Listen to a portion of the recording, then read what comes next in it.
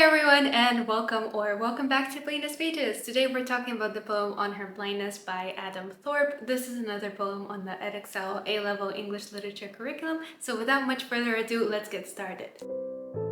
The title is a reference to John Milton's sonnet On His Blindness, where at first he feels really scared that he can't talk to God after he has lost his vision, but then eventually he realizes that it's not really about seeing God, it's about feeling close to him and feeling the connection. He used to fear that he cannot truly pray, but now he realizes that God will always have a purpose for him, no matter if he is able to see or if he's not able to see, and he feels comforted by this belief enough for him to not mind his blindness anymore. Whereas for Adam Thorpe's mother, her attitude is quite different. On His Blindness is a very personal response from John Milton, whereas On Her Blindness is a response from Adam Thorpe, reflections on his mother, and his mother is once again being sidelined, just as she had felt sidelined and slighted by her illnesses because she is not the speaker telling the story. In this poem, we truly see his mother suffering from the side, and the speaker knows that his mother wouldn't have wanted for this to happen, but he feels like he must express this even if society condemns her not feeling brave or not feeling courageous or not feeling strong enough to approach her blindness in a way that's palatable to us as the audience who has never experienced it. The poem is criticizing the Stoic response, Stoicism in general, in particular using God to justify, as it argues that sometimes people are people and we should be allowed to really feel our emotions for what they are. It explores themes of family, identity, illness, society. It could be compared to a minor role, effects out of the bag, and an easy passage. There's a lot of enjambments from one line to another. There's a brokenness in the whole poem. There's a lot of white space, just as we'd imagine blindness to feel like, as a lot of empty space, as a lot of seeing nothing. The bears are in two eyes, just like we have two eyes, a constant reminder of his mother's eyes not properly working and not being in the twos that this poem is showing us. The poem uses plain language, very colloquial, very raw and honest, to say things just as they honestly are. There's not many full stops, continuing this idea that it's a conversation and that the person feels extremely intensely because there's a never-ending flow of memories, much like stream of consciousness in a way. The line lengths are consistent with a few exceptions, making for longer or shorter lines, emphasizing and accentuating the speaker's intense emotions about his mother, and adding to the instability he feels concerning her passing. My mother could not bear being blind, to be honest. One shouldn't say it. One should hide the fact that catastrophic handicaps are hell. One tends to hear publicly from those who bear it like a Roman or somehow find joy. Opening his poem with admitting that my mother could not bear being blind straight away puts the reader into his mother's suffering, because the noticeable iteration of bear being blind shows the strong emotional impact. These are plosive B sounds. They demonstrate the mother's resentment, and as well as that bear as in like suffer and bear as an empty are homophones. Just again, bear as an empty with connotations of vulnerability. Again, similar to what she feels, that she's extremely vulnerable about her condition because she hates it. To be honest, is a very conversational phrase connecting mother and son in their shared resentment. However, it's also ironic in a way, as they don't want to admit it. His mother doesn't want to be honest about it, but she's still admitting it, or rather he is for her. There's a suggestion that we're being let in on a family secret, but you can't really hide the blindness. One should hide the fact that catastrophic handicaps are hell. So this is referring to a generalized belief that handicaps are not that bad, that people are making it up, that people are dramatizing just how painful it really is and just how much it impacts their life, especially for handicaps people can't really visibly see. And again, it's a criticism of Stoicism that we should just silently bear the burden, because the speaker argues, why should we silently bear the burden if the handicap is hell? Nobody would expect you to be silent when you're going through hell, so why is a handicap any different? The harsh alliteration of H again shows how angry the speaker and his mother feel about this introduction of pretense, but they're particularly resentful of this idea of bearing blindness, not from people who are not blind, but rather from people who are blind and bear it stoically, like a Roman. This simile shows that they use a metaphorical pretense armor to hide their actual hurt. Bear is repeated like a mantra society is getting them to accept. They have to be blind and they have to not speak out about it, almost as if they're mute as well. They have to put up with this like a fierce Roman warrior would. However, the Romans are ancient and irrelevant and inapplicable in the modern world, which is why I think this particular choice of a simile. It's inapplicable in the modern world to urge people to find joy in Romans who are long dead. In the fight, she turned to me once in a Paris restaurant, still not finding the food on the plate with her fork, or not so that it stayed on, tried in a pitch-black room, and whispered, "It's living hell, to be honest, Adam. If I gave up hope of a cure, I'd bump myself off." I don't recall what I replied, but it must have been the usual sop, inadequate, the locked-in sun. Finding joy in the fight.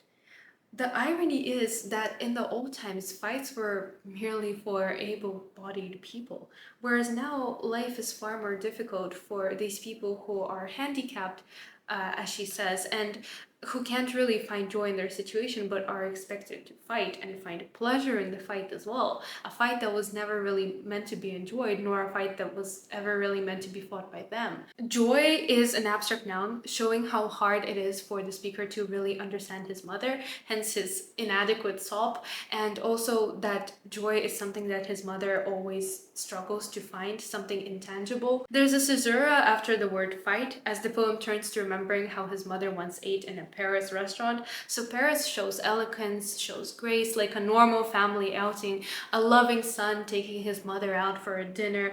But it's contrasted with her not being able to find food on the plate. She clumsily pokes around with her fork, and she's trying to pretend everything is normal, but she can't spear the food and get it to stay on her plate. And this parenthesis of "try it in a dark room" shows that the speaker is really trying to get us to understand how hard it is, and that it's not that she's being clumsy or inadequate or messy or just even impolite in this like polite French Parisian society. It's rather that it's an extremely difficult task. It's a direct address to the reader as well, and it feels like he's so frustrated by this euphemism of trying it in a dark room that people always say, like, "Oh, I've tried it in a dark room," as if it's the same. But his point that he's trying to make is that even if you try it in a dark room, it's going to be incredibly hard, but even if you manage it, doesn't mean that you're somehow better than this person who has lost their vision. There's a cross stanza enjambment here, demonstrative of how a lack of vision can prevent a flow, just like it can prevent a sense of direction for his mother. His mother whispers so that no one hears. Again, she's hiding her disability. She says, "It's a living hell." It's a reality issued by the voice of his mother that's very muffled and very conversational, but she's out here saying a truth that's really revolutionary for her and for him both. She's admitting that she can't bear it and that she'd rather commit suicide than have to live with this any longer. The recurring motif of hell also shows her dangerous circumstances, and there's no cure, she says. If she gave up hope of a cure, she'd bump herself off. And her life, I mean, it's a lighthearted statement with dark humor and bathos, but it's clear that there's a very serious splash of truth inside.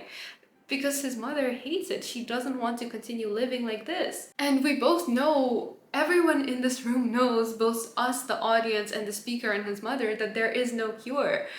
So it is a joke, but what she's saying is that she's close to doing it, really. She can't bear this any longer. The speaker doesn't remember what he said, but he gave the usual sop. So not true, but appropriate things to say in the situation. Like, "It'll be okay," or "Of course you'll find the cue."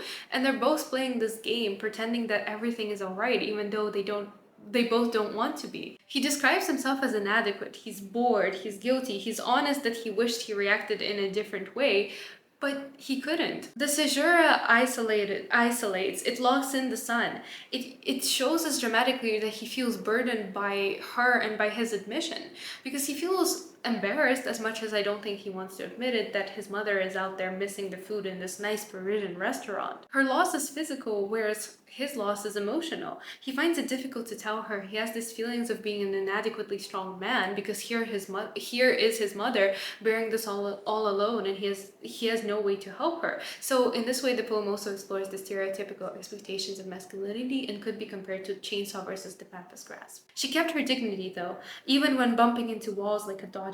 Her sense of direction did not improve when cast inward. "No built-in compass," as my father joked. Instead, she pretended to ignore the void or laughed it off.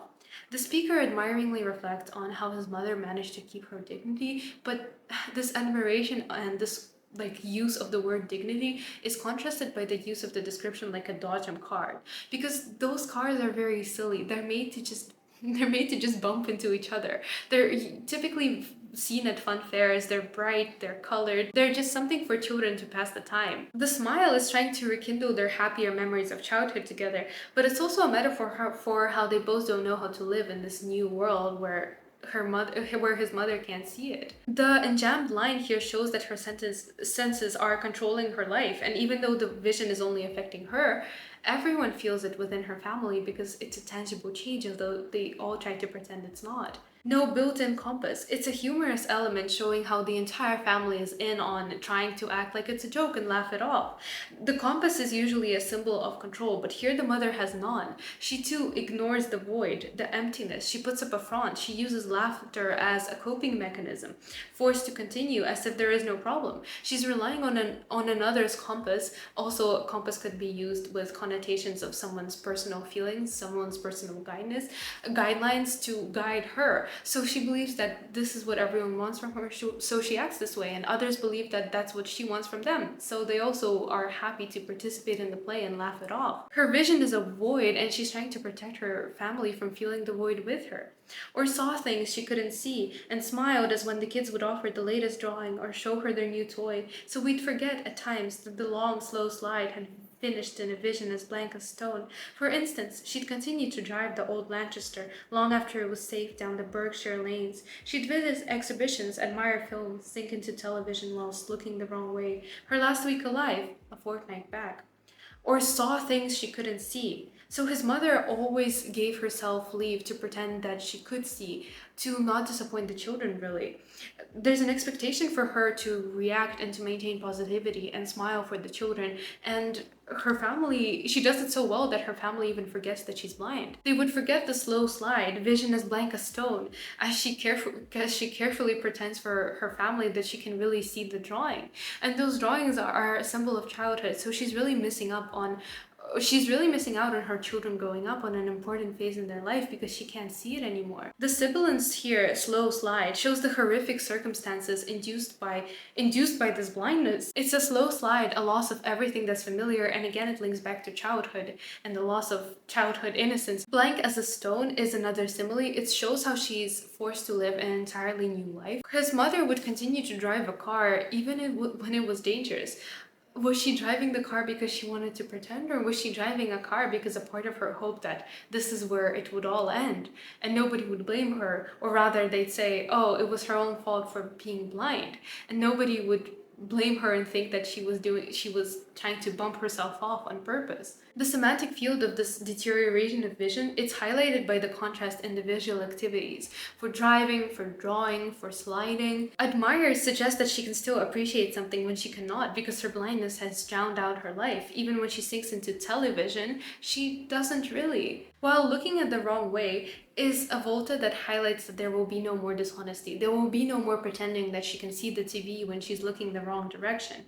It all seemed normal until people began to notice, and it was very disorienting. Her last week alive was a fortnight back, in parentheses. Again, a comment, a reflective tone. It shows us that the parentheses are a sort of afterthought, like secondary information, like, oh yes, she passed away, but is this really important? Is this really what we want to see in her life? Her illness and her death, rather than the rich life that she has led, and what kind of person she was to act so brave for society and to act so brave for her children who were truly too young to understand the difficulty. The death is still a recent and a stark occurrence in the speaker's life. He's maybe glad to see her suffering gone, but he can't help but reflect on her last days. Her last week was golden weather, of course. The autumn trees around the hospital, ablaze with color, the ground royal with leaffall. I told her this, forgetting, as she sat too weak to move, staring at nothing. Oh yes, I know, she said. It's lovely out there. Dying has made her no more sightless, but now she can't pretend. Her eyelids were closed in the coffin. It was up to us to believe she was watching, somewhere in the end. Golden weather is a pathetic fallacy, showing how she would die surrounded by happiness. It's an allegory to show the difference between what the blind and what those who can see perceive, because he can see this beautiful golden day. It's an allusion to his warm, caring state. But she just says, oh yes, I know, too weak to move. Whereas she can't enjoy this view out there because she also knows her end is close. And she also knows that she doesn't particularly mind, because what's the joy of living in a world you can't see? She doesn't want to be here, she wants to experience this world, and she's hoping that in another life she can. Autumn is a deeper season of deterioration and beautiful decay. It's a season of leaves falling down and leaves rotting to make room for a harsh winter, but then a new life. The clinical location here, it's juxtaposed to nature, showing that she's both dying and being safe, something the speaker can't decide as he can't fully understand his mother's condition and her true desires and wishes and thoughts on the topic of death. The leaves are ablaze, just like his mother still has a fire burning inside her. The sun creates an image that the mother can't see, but he's telling her the beauty, not realizing she can't experience, and it's hard to know whether he's harming her or cheering her up in the process. The enjambment here shows that it's not a full change. She can't be staring at nothing, because this oxymoron indicates the confusion he feels, showing her something she can't see. The use of deixis here as well shows how vague her reply is. Oh yes, I know. She can't be certain of that experience, only pretend. Dying doesn't change anything for her. It's still dark, but now she can't pretend anymore, and it's an added sense of finality.